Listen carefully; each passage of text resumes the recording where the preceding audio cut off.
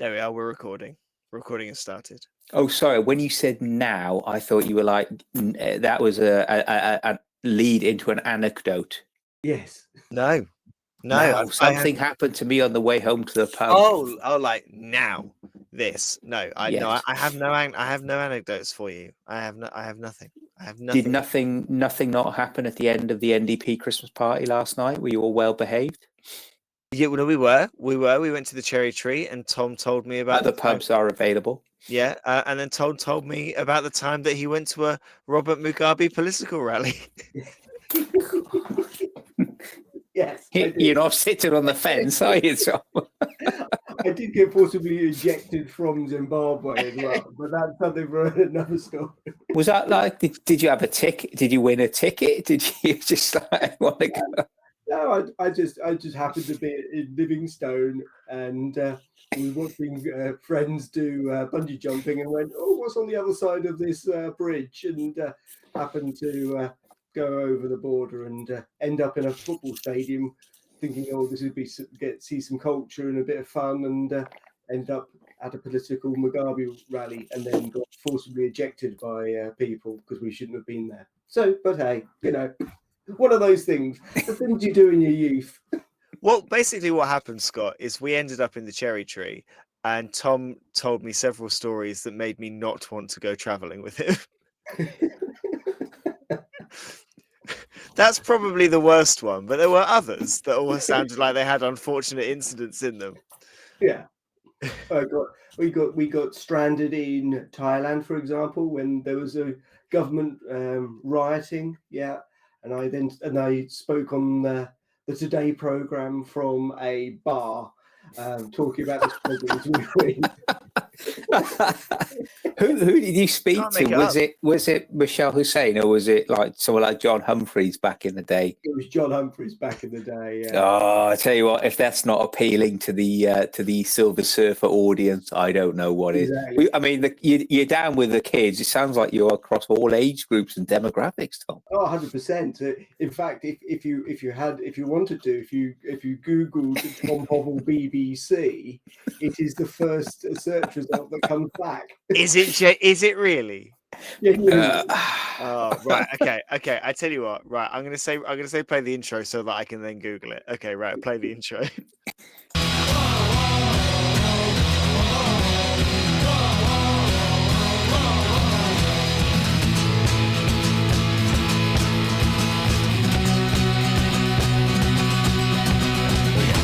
Hello, everyone. Welcome to New Dice Please, the bite-sized Blood Bowl podcast brought to you by the people at Blood Bowl Live. My name is Chris. I am joined, as always, by Mr. Scott Bryant. Scott, what is your favourite food to eat as leftovers? Cold turkey in a sandwich with curry sauce. Curry sauce? I love curry sauce on turkey. There, yeah. That took a turn, I feel. Okay. All right, cool. And joining us, as always, Mr. Tom Hubble. Tom, what is your favourite food to eat as leftovers? Ooh. Probably the classics like pizza. See, I think I'm just going pizza, because you can have it hot or you can have it cold. And either way, it's delicious and it keeps for a long time. I don't disagree with that. I was slightly heading down the seasonal path. Answering that one as well. I'm already thinking about Boxing Day. But Christmas has been and gone. It's December the 26th when this comes out. Oh yeah, so today I will be having turkey sandwiches with curry sauce. Yeah. Oh, I've just eaten them; they were delicious. Well, no. Does cake count as leftover? No. Until it's gone, it's left, isn't it? No, cake's not a leftover. Well, it's like if you open a pack of biscuits and you don't eat it all in one go. Are all the biscuits you don't eat leftovers? Yeah, they're leftovers. Oh, this is a philosophical one. This is gonna rival sauce, condiment, and pies, isn't it? Yeah. We are destroying civilization one food product at a time. Right. Quote from the best quote from the New Dice Please Christmas party last night was, that gravy is meat custard. Yes, gravy is meat custard. I stand by that, absolutely. But no, enough about meat custard. We don't want any meat custard today. Today, it is our last show. It's our last recording, our last podcast of 2024. This comes out as it will be the last one that comes out. The next one that will come out will be in 2025. Wow. And before we go on to what we're going to talk about this week, firstly, a huge thank you to everybody who has been listening and supporting us over this last year. 30, I think this is episode 33. Who knew that we would make it to 33 episodes this year when we started? It's been incredible. We've had an absolute joy recording each episode and doing it, and getting absolutely swagged out of our minds, as you can tell if you're watching this on YouTube. And yeah, a huge thank you to everyone for your support. It's been absolutely fantastic. So what we wanted to do in our last podcast of 2024 is we're going to do what will possibly become, if we end up on episode 85, it will be. If we end up on episode 85, our annual New Dice Please Awards. We've got a few categories. We're going to pick some stuff from the last year that we want to shout out and be award worthy and give an unofficial award. And who knows, if we name someone in particular, maybe we'll even find a way to give them some special dice as well. So we've got our categories. We've had a little think about what our award winners or who our award winners are. And let's start with award number one, which we wanted to award. This year, we have all gone to several tournaments. We've been to a few together. We've been to a few separately. We've all done a number of tournaments this year. And we wanted to award the best tournament that we have been to. I mean, hey Tom, why don't I pick on you first? What's getting your vote for best tournament of the year? Well, this one, I haven't done as many tournaments as yourselves, and this particular tournament, it was the first one outside of Suffolk County. So this was the East Anglian Blood Bowl tournament. It is a tournament that is played against players from Norfolk and also players from Suffolk. It was at Athena in Norwich. This time we alternated. It was the first time I've ever played at the tournament and been part of the Suffolk contingent. Top things about it, really nice venue. So Athena has got a really nice dedicated area, like a mini hall specifically for gaming there. The organisers from the Norwich contingent had made special mats, special pitches. The special star player that everyone got, Athena, we all got a free nice miniature. So there's nice little touches like that. Equally, everyone there was just really pleasant and had a really nice time on that side of things. So for me, that was the best tournament. It was a new experience for me to play outside of the county and also to play new people. Because I've played predominantly within Suffolk, you tend to kind of bump into the same people because obviously, we all love Blood Bowl and we want to play as close to where we live as possible. So it was nice to do that. So that's my vote for best tournament. A very good choice, Scott. What's getting your vote this year? I depends on how we define best. If we talk about best in terms of results, I'm going to mention Death on the Demon too because I want it. Shocker! I know. Do I get a star on tour play for that? By the way, I keep meaning to ask. You don't. Why? I'll look into it. Okay, thanks. But now I've said it, I'm definitely not going to get a star. This is my first year of going to tournaments, 2024. I've been fortunate enough to get 4 in the roster as well. So shout out to all the gang over at Alpha Games. As Tom said, the East Anglian up in Norwich, Athena Games, great fun. Also been to Death and the Demon and to our very own Mr. Christopher Coe and the Ipswich Open, with which we saw the inaugural... Classic.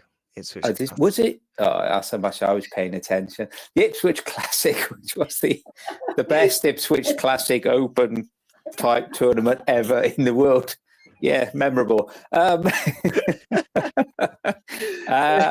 I have to say, in terms of not that I don't want to diss anyone, but the one that stands out for me in terms of a 4-day adventure was the East Anglian. So yeah, that was a good one. I really enjoyed it. You weren't there, Chris, were you? I wasn't there. I was unwell, unfortunately. I wasn't able to make it. It did sound like a good day. I mean, a few honourable kind of mentions this year. Like Beer and Burger Bowl was great fun with some of the Ipswich guys. Have to mention it, like Scott, because I won it. Win. There's a number. The Alpha tournament was great fun. I think that's the first one that we have done as all three of us as New Dice Please. That was quite nice to kind of do, and to be giving out lots of stuff there was really good fun. Have to shout out Newman Bowl that happened at the end of November, the tournament we did in memory of Darryl Newman, who sadly passed away this year, a good player and a good friend in the area to a lot of players. Have to shout out all of those, but I can't not give my vote to Strangle Bowl this year. The theme around it, all of the kind of Miami Vice kind of styling, all of the costumes that people came in, the venue was great, the food that we had that was provided was great. I've got my champ mini here somewhere that I need to paint. Results wise, I had a great day. I had an unbeaten day with draws and wins. Went with some friends, and it was really good fun. It was a proper event. It wasn't, I love a tournament where you just turn up and you chat with people, and then you go and you play your games and you're done. And that's great. All of the kind of extra fluff around this one really made it like something special, and made it like you were turning up to like an event. And it was really enjoyable. I'm really looking forward, really hoping to go back next year. And yeah, it was absolutely just unlike any other one I'd done so far. So have to give my vote to them. Well done then. Well done, East Anglian, for being top of our list. Let's move on to our next award category, which is the best unbelievable moment of the year. A moment that has stuck with you as something that happened for you or against you, or in a completely different game, or not in a game at all. Something that happened that was completely unbelievable for you. Scott, why don't you kick us off? Yeah. My unbelievable moment. I could, as an elf and a Skaven coach, wax lyrical about 5-ups and blocks and dodges on 6-up and 5-up pickups and dodges and leaps and all that exciting stuff, which really annoys people. But actually, my unbelievable moment as well this year, honourable mentions to the Owlbear. I'm sure we're going to come on to that shortly for Mr. Coe. But this goes for a match which was played in the ADBBL last season 7. This was between Elliot with his Necro team, and it was against Carl and his Skaven. And Elliot managed to do a 5-up pickup and a throw then with a wolf to a flesh golem who scored a touchdown. A thing of absolute incredulity and beauty, I think, made even more better by the spirit and the ethos of the two coaches involved as well. I could shout out many things about the flumps and the Jaffa cakes this year in terms of letting the opposition draw their own star players who they're going to be playing against. But for me, that was just an unbelievable moment, captured forever on the glory of YouTube for people who want to go watch it. That is a particularly good one. Tom, what about you? I think my best unbelievable moment is a personal one that I've managed to do one turn throw teammate touchdowns for the first time ever. Yeah. And thank you. It's considering my luck of rolling anything other than ones, it's a miracle. I had to roll either 5s or 6s, and I managed to get it. And even the scatter went in my favor as well. So when they scattered three times, it went in the right direction straight, which was perfect. So that was my one. So quick and easy one for me. Chris? I'm struggling to kind of pick something particularly kind of unbelievable. I was tempted to go for a 3 dice block that I did against a death roller in a tournament in November was pretty unbelievable. But when you take into account the fact it was Carla with her special skill, you go, oh, actually, isn't that unbelievable? So that was tempting one. But I think I'm going to go for, and I think it's unbelievable because every now and again, if I watch back the clip of me doing it, I look at myself and I go, "What on earth are you doing?" And I just really enjoy it, and I have to go for the unsuccessful attempt to hand off to the owlbear in the end zone as my unbelievable moment, even though it didn't work. It was the moment where I heard myself say, "Oh well, I could score, but I'm gonna hand off to the owlbear," and you know, I think it's good. It's a good kind of sign of how badly my season was going. That I would rather have lost that game like I did than I'd rather have lost it and risked the handoff to the owlbear than For those going who up aren't the draw. familiar with the owlbear, what is the owlbear as a proxy? The owlbear was a human ogre in this game for an Old World Alliance team that I will never play again. The owlbear will come back. The owlbear's going to come back, I think, as a yeti for a Norse team at some point in the future, but it will not come back as a human ogre in OWA. I think that's probably it. When you catch yourself doing something really stupid, I think that was it. Let's move on then to I've got this down then as just your personal highlight of 2024. What is something that you did this year that is the highlight of your Blood Bowl year? I think I'll go first, and it is going to be. I feel like I don't know. Scott may go down a similar route to me here. I'm going to go for winning Beer and Burger Bowl in the summer, Sevens tournament with my Chaos Chosen team. Um, Really good fun. I love Chaos Chosen in the Sevens tournament. I think they're really a really good Sevens option. It was a great day. With a load of the guys from the Ipswich League, kind enough to invite me along for the day, and played against and met a bunch of guys who I hadn't met before, hadn't met at tournaments before, played some brand new people, but I had just had a really fun day of some really fun games, and came home with the trophy, which is my first Blood Bowl tournament win. So yeah, that's definitely my highlight of the year. Tom, what's yours? My highlight, I have to say, is this podcast. Thoroughly Oh, enjoyed it. you Yeah. Christmas spirit and all. shucks. No, I thoroughly enjoyed this. Kiss ass. Yeah. There's no Christmas bonus, right?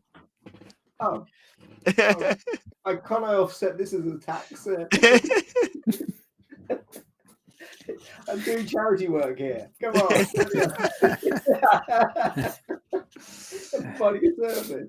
No, I thoroughly enjoy these conversations and chats, and I hopefully viewers and listeners have as well, because it's been something slightly different. I know that we set out to just chat and have fun about talking about Blood Bowl, and we've come up with some fantastic variations, different types of big guys. We've had some great guests on as well, which has really helped me kind of understand and get a new perspective on the game, and that's some of the highlights for me. That's been some really good kind of moments this year with the podcast.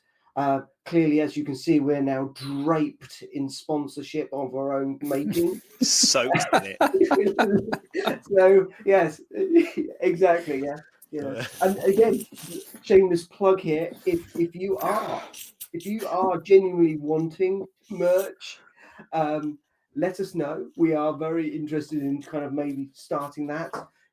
We will play the YouTube meta and go along, and we will sell our souls to Nuffle for cash and fame.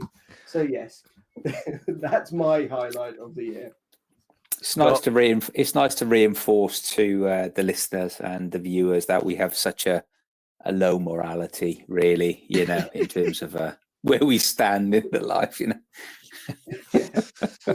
Plus as well, if you need advice on accountancy and end of year tax returns, speak to Tom Hobble Incorporated. But don't ask him about going on it. Yeah, actually, this is making sense now. Between your accountancy and all of your foreign trips, what's that all about then, Tom? All these offshore accounts you're asking us to invest our money in. Anyway, Scott, your highlight of the year. Yeah, I'll get back to it eventually. Highlight of the year. I had a really good year for Blood Bowl. Really enjoyed it. New team, Wood Elves. Enjoy playing them, despite sometimes getting absolute pitch cleared. Got to the final of the conference. Been out. Enjoyed this thoroughly. So thank you again, gentlemen. I think winning the Death and the Demon tournament. Just because it was totally unexpected, took what I thought was just a simple Skaven list, decided to run Skitter as an entertainment, so had 5 gutter runners, and stunned everybody. And I think the icing on the cake for me really has been people's reaction of incredulity when they realised I might have won a match or won a tournament or actually done something positive rather than just rolling ones or double skulls all the time. So yeah. The incredulity has been my theme of 2024. I think your problem's going to be now. Everyone now expects more of you, so you're going to start. Yeah, I know. Problem. Well, those are some good highlights of the year. Why don't we bring ourselves all down a couple of pegs, and go for what was your worst game of the year? Your absolute worst game. Tom, what was your worst game of the year? So it was against some unscrupulous elf player, where I unfortunately lost 4-0 to a bunch of bright pink wood elves. It was a shocking game. I don't know who the coach thinks he is, but it was absolutely shocking. It from start to finish, I just didn't know where to go on this game.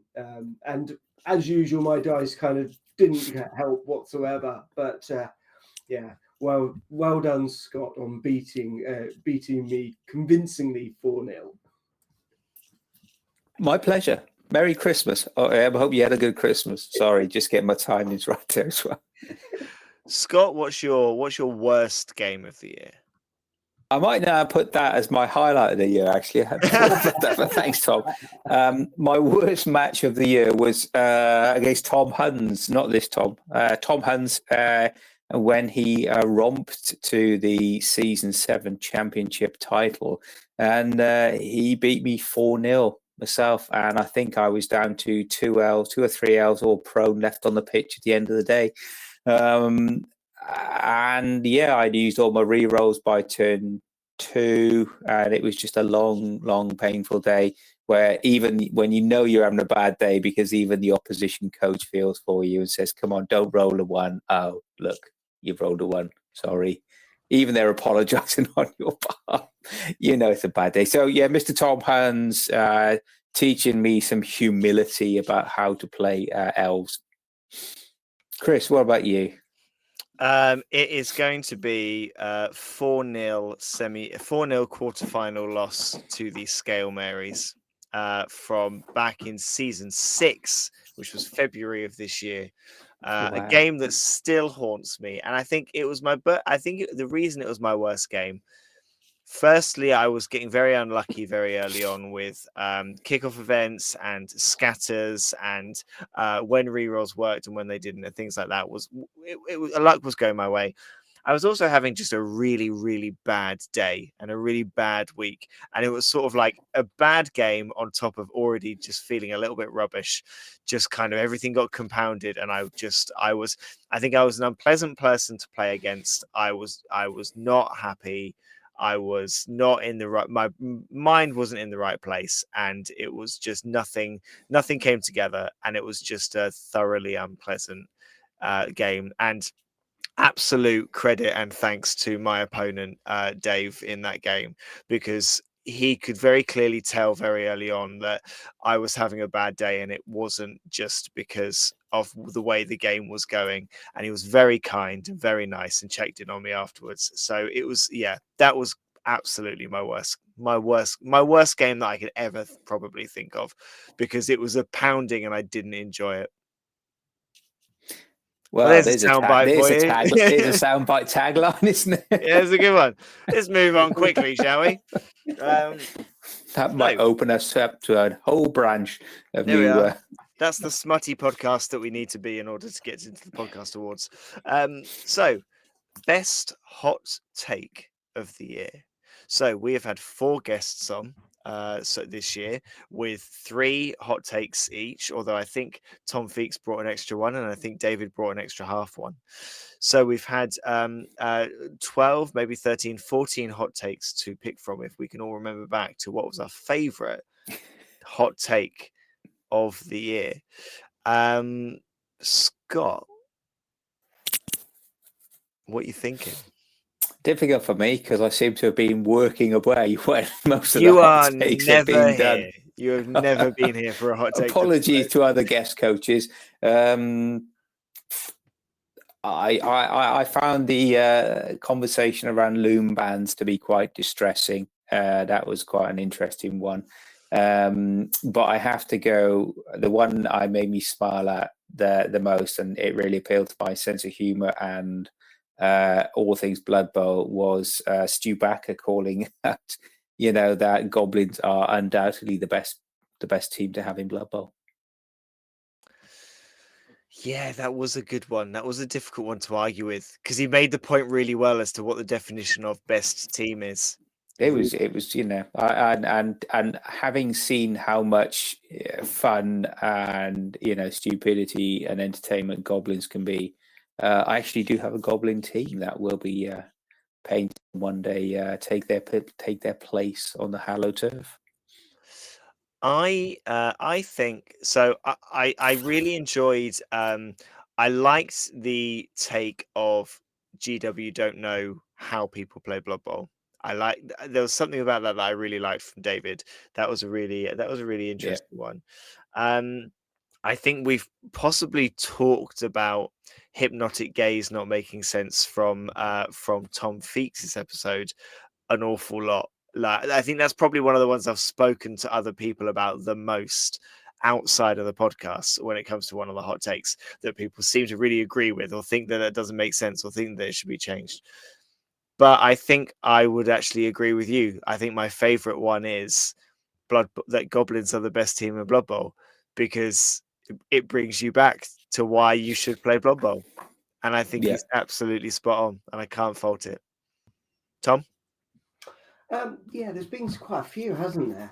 And there's been some really nice, interesting ones. And again, that's the beauty of this podcast, is that people come with their different views. And I quite like a lot of some of the little niche views on some of the rules and some of the sets, and equally some of the etiquette. So actually, it was a bit of a random one that came out of left field in, I can't remember which one it was, but it was the positioning of the scatter template. From David, yes, where the scatter template is in relation to the board. And funny enough, I had this the exact situation in my last game in our season, where you're at the table, we have multiple scatter templates already on the table, and also another one has been brought out as well.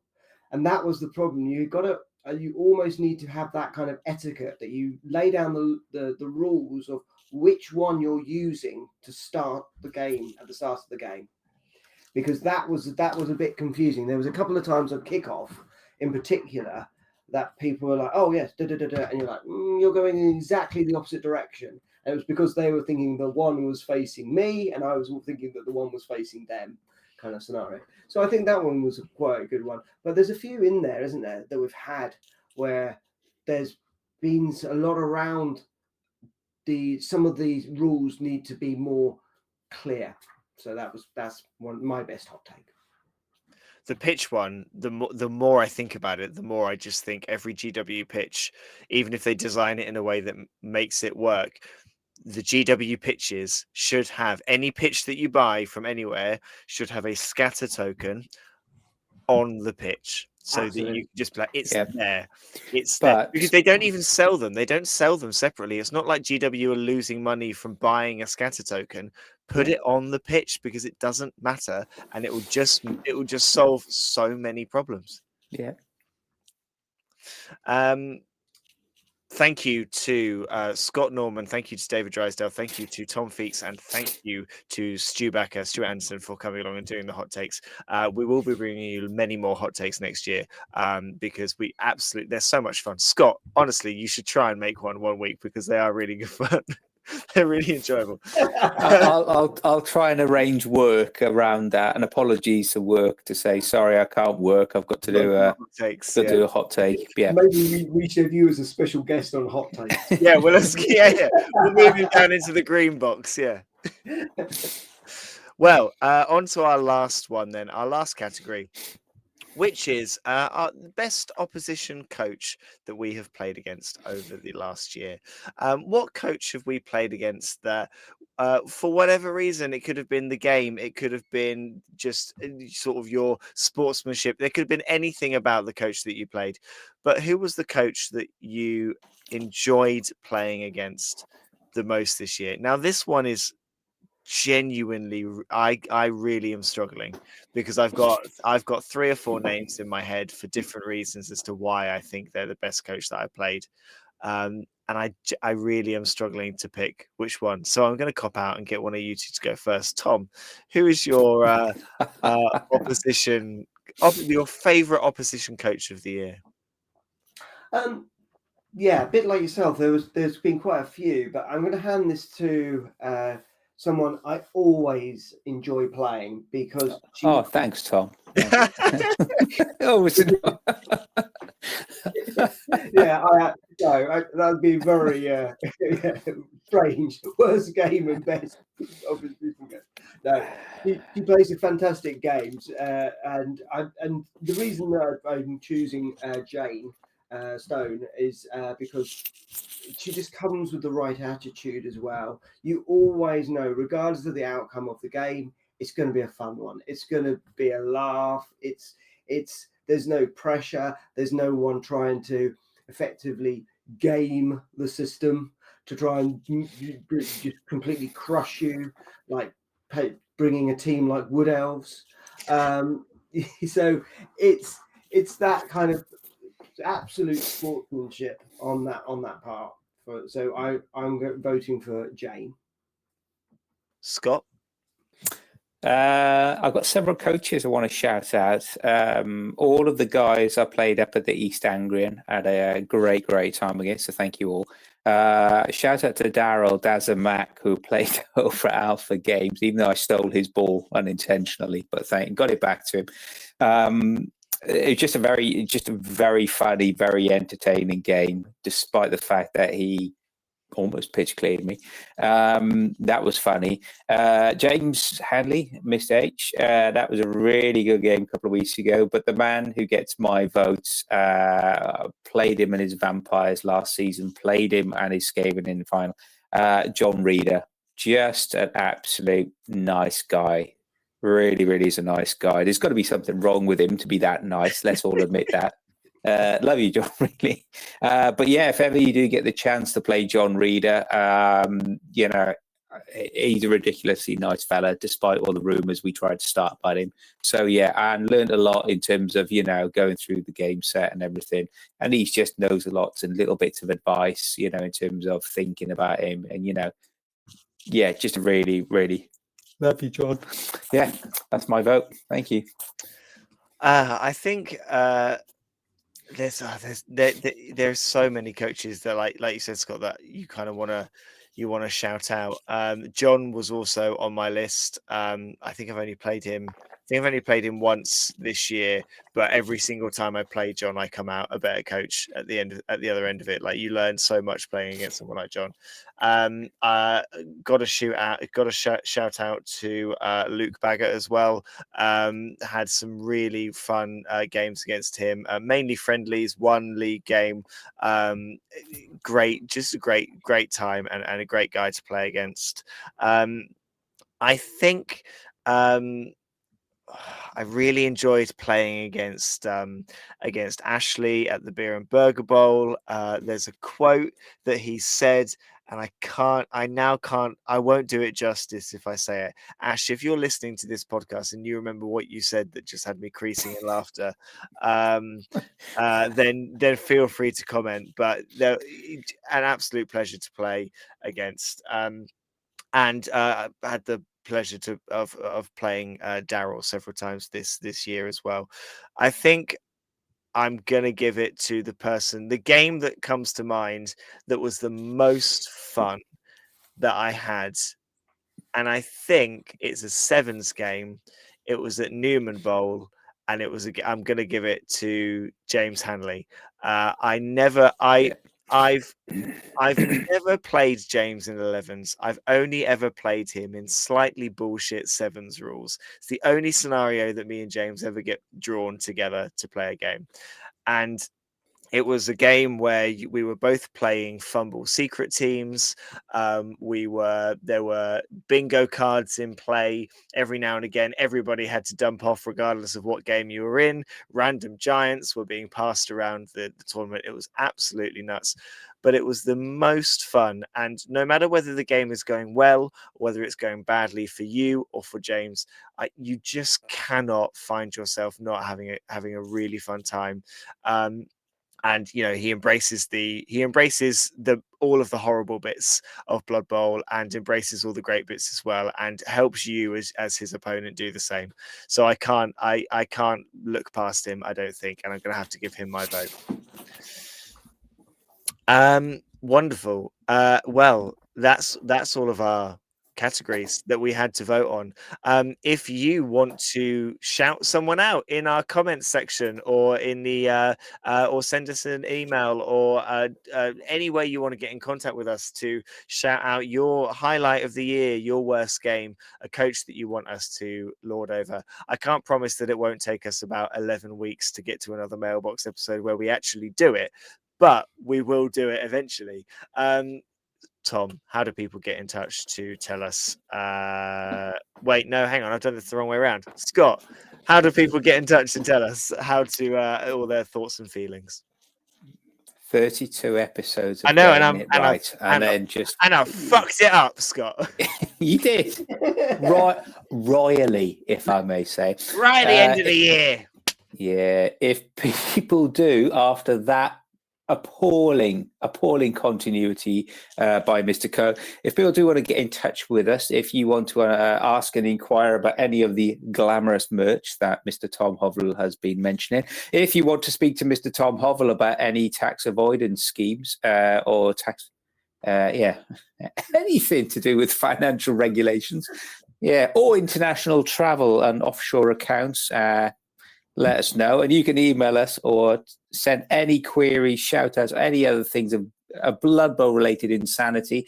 Send it all through to New Dice Please. That's all one word, all lowercase, newdiceplease@gmail.com. And we look forward to reading and laughing in the nicest possible way at your correspondence. But if that's not enough for you and you want to listen to more of this sort of banal witterings, or watch Tom, where can they see us in all of our limited glory? Yes, thank you for that. Just for clarification, we do not play financial advisors on the internet. We are not regulated by any. Just to clarify, aren't we? I thought we were. Yeah, if you'd be kind enough just to, you can pay us in Bitcoin. That's fine. Don't worry. No, you can watch us on YouTube at Blood Bowl Live, where we also stream our season games. You can also get hold of us on Instagram, where you can see our posts, comment on them, and also, put comments as to what you want to potentially see or hear from us do in 2025. Thank you very much, Scott. Thank you very much, Tom. Thank you, everybody, for sticking with us through the last year. I hope you all had a great Christmas. I hope you have a very, very good 2025. We have been New Dice Please, and we will see you next year.